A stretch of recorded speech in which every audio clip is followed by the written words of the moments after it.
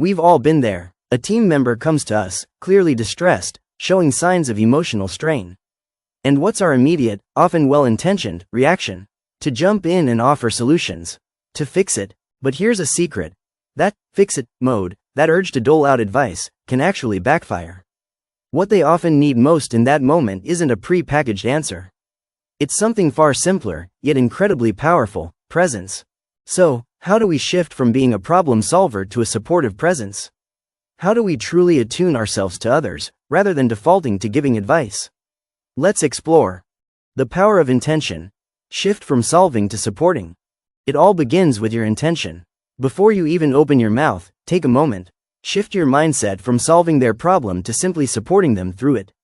Let the other person know, explicitly or implicitly, that you're here to listen without judgment, without urgency. Your goal isn't to have all the answers. Your goal is to help them feel safe enough to express what they're truly experiencing. Think of it this way: your energy sets the tone for the entire interaction. If you're stressed, rushed, or internally reactive, that will subtly, or not so subtly, transfer to the other person. So, before the conversation even begins, take a moment to calm your own nervous system. Slow your breathing, consciously remove distractions, and really ground yourself.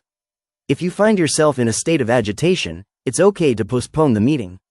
A calm presence is far more valuable than a quick, but agitated, response. Cultivating curiosity. Listen beyond the words. Once you're grounded, the next crucial step is to stay curious.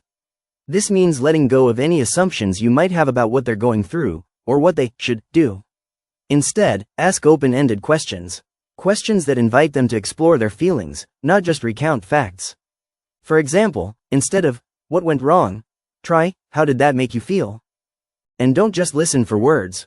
Pay attention to the unspoken language.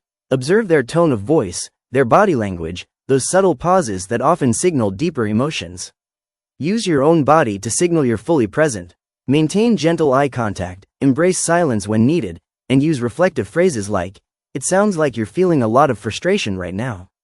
Resist the urge to minimize their experience or, even worse, relate the conversation back to yourself with stories of your own struggles. This isn't about you, it's about them. Empowering through reflection, the final step. Finally, once emotions have settled and they've had a chance to express themselves, close with reflection. Thank your team member for sharing with you. This acknowledges their vulnerability and builds trust. Then, and only then, invite them to identify their own next steps. You might ask, "What do you think would be most helpful for you right now?" Or, "What are some things you've considered?" This isn't about abandoning them. It's about reinforcing their innate ability to self-regulate and problem-solve. You've provided the safe space, the listening ear, and the non-judgmental presence they needed. By empowering them to identify their own solutions, you're not just helping them with this immediate issue, you're building their resilience and confidence for the future. Conclusion: be present. So, the next time a team member comes to you with emotional strain, remember, don't default to doling out advice. Default to presence. It's the most powerful, and often the most helpful, thing you can offer.